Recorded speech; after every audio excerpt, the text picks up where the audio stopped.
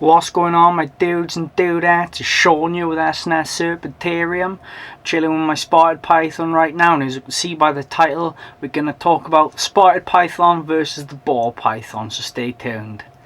Right, jumping right into it then, guys. How I'm going to judge this is going to be a couple of categories, which are size, handleability, hardiness, feed response, and upfront costs. So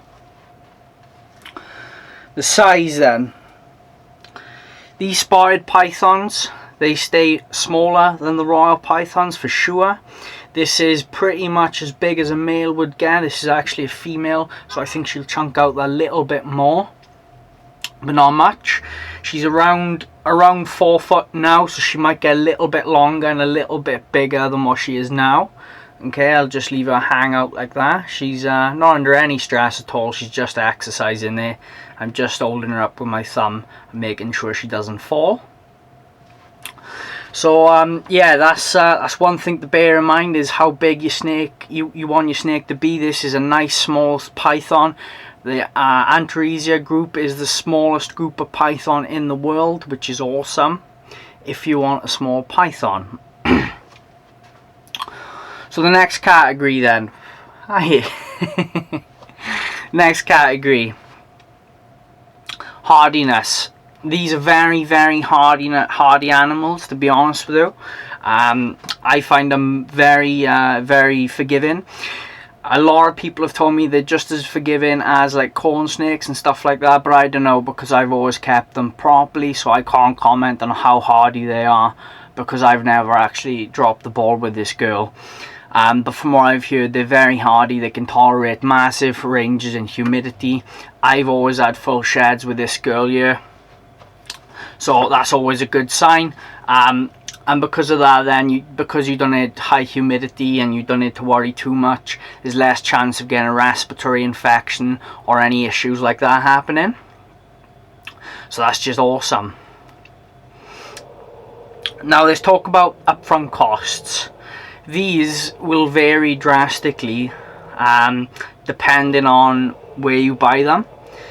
I got this girl for £80, but I've seen some places for up to 180 for exactly this snake. If anything, this snake is a little bit more rare because it's a locality type. I'll put what locality is in the description below, because I've forgotten off the top of my head, but it is a true locality type. So that's just something to bear in mind. Whereas the royal pythons, you can get a snake from anywhere as low as £30 to, you know, up to the thousands. Is depending on how much you want to spend. There's a massive range. As far as enclosure size, these could probably have similar size enclosures. To be honest with you, they're similarly sized snakes. These guys are a little bit smaller, but they are more active. A 4x2 or a 3x2, or, you know, for these perhaps a little bit more vertical space than that, perhaps a 3x3 or something. So you're looking at similarly sized enclosures for both snakes, so there's not a great deal of difference there. Feed response, excellent feed response for these, I gotta be honest with you. 10 out of 10 feed response. Every time I come into my reptile room, she is up against the side of the tank looking for something to eat. Even if it's not feeding day, even if she's just been fed or whatever, she's always looking for something to eat, which is great, really. She's never skipped a meal with me, given that then I've had her for coming up on a year now. And she's fantastic, really awesome snake. Definitely will be keeping more of these in the future. I really can't recommend them enough. You don't see many beginners getting these. I don't understand why, but it seems to be people that have had snakes before getting these. And they really do make fantastic beginner snakes, or a snake for anyone, to be honest with you. They're so cool and so different. They remind me of sort of like little carpet pythons. Yeah, it's just awesome. So I'll just put this girl away now, and then I'll show you the royal, and I'll give you my winner for the beginner snake. Right, so I've just disturbed my my clown boy here. He's looking gorgeous as ever, as you can see. Absolute fantastic patination and colour on these clowns. Really, really cool. Right, so getting straight into it, ball pythons. These can get anywhere between 3 and 5 feet, so they're a similar size snake to the spotted python, which gets about 3.5 foot up to about 5 foot. Sometimes as small as 3 foot. It really depends on the locality and you know what you're eating and stuff. But these guys are similarly sized, but they're a lot heavier set, as you can see. This boy is actually drastically shorter than that girl I just showed you. They're a similar age though, which is quite interesting, but you can see there he's actually full of poop at the moment. I fed him on Sunday, so, but mind you, I won't be uploading this anytime soon, so it doesn't me saying Sunday doesn't make a difference. I'll just pop him on my neck here. Yeah, so size is pretty similar.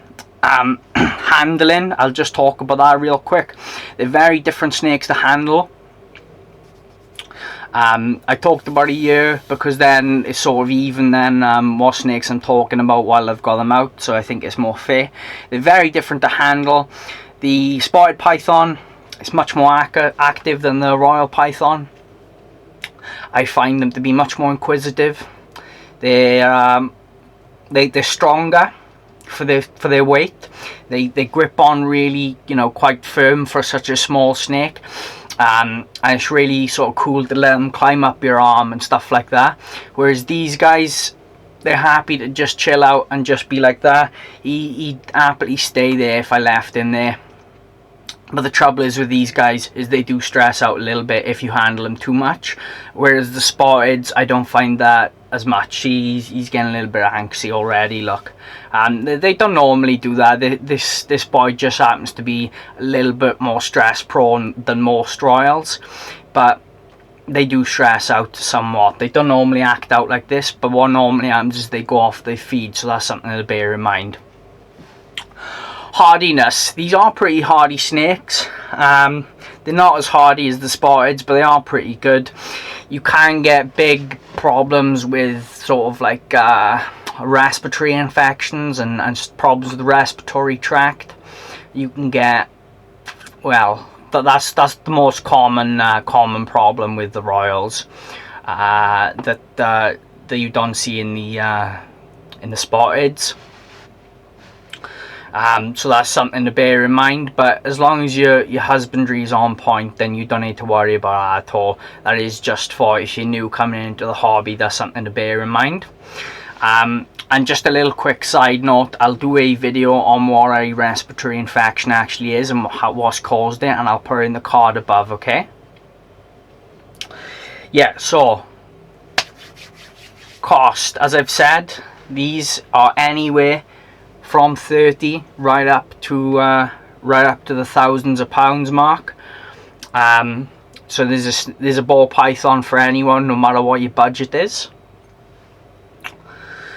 So that's pretty cool, really. I mean, you can get, you know, most color patterns for reasonably cheap, especially if you consider that the snake could live for 40 years. 30 is more likely, but I mean, it's a long time. If you compare it to a dog, you pay, you know, upwards of £1,000 for most dog breeds, and you'd be lucky to get 10-12 years out of that. Whereas these, they live a lot longer. You don't need to take it for walks, and I think they're amazing, to be honest with you. So there's a snake for every price point with the royals. As far as housing goes, again, you can keep them in pretty similar sized housing. A 3x2 or a 4x2 would be fantastic for either snake, or you could keep them in rubs. But if it's a pet, I would recommend you keep it in a rub, especially if you don't have any other reptiles, guys, because the reason that I recommend that is you'd heat it with a ceramic heat emitter, and then what that would do is actually keep the cool end nice and warm as well as the hot end. So then your ambient then isn't dropping from 88 or 92 at the hot spot, and then at the cool end, you know, if your living room is a normal room temperature, it might drop to like 68 degrees, and that's far too cool. So if you keep them in a vivarium, that'll keep the ambient temperature up and it'll keep the cool end where it needs to be, as opposed to if you keep them in a rub. it'll drop off, and you need to find other ways then around it. And obviously it doesn't look very sightly, it doesn't give the snake much room, and it is really for those with bigger collections and breeders and so on.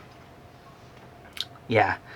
But last category then, this is going to be pretty notorious. This is feed response. Now, royals are notorious for going off food, okay? Every royal I've had, except for one, has gone off food. This boy, he's been off food. He's only just got back on it. He's had a couple of meals in him now, so he's starting to fill out some, which I'm happy about. I had a lesser girl last year, the mother to my hatchlings, actually. She went off food for 9 months. And then all of a sudden she started pounding down the rat, and she seemed to just put it all towards building follicles. So then I decided to breed her, and she bred fantastically well. She had 6 healthy eggs and they all hatched out, which I was really happy about, especially from a first time female. But that's a bit of a side tangent. These are known to fast, they're known to be fussy. If I were you, I would source a good source of multi-mate mice, or African soft furs. That's what they're called. These are very addictive for royals. They really like them. I find the ones that feed on multis or mice don't fast as often. But the trouble with that is females really, they need something bigger than a mouse or a multi. If you can get a 70-gram multi, that'd be okay if you were feeding it the adult female every 5 days to a week. But really, that is a little bit small compared to like a medium rat, where a medium rat is up to about the 180-gram mark normally. So that is something to just bear in mind. And if they do go off food, please don't panic. Just make sure your husbandry is right, and everything will be hunky-dory when the snake decides to eat again. I hope you've enjoyed the video, guys. I hope I haven't rambled on too much. Thanks for tuning in as always. If you're new around here, make sure you subscribe, smash the notifications icon, destroy that like button, and I'll see you in the next one. Thanks, guys.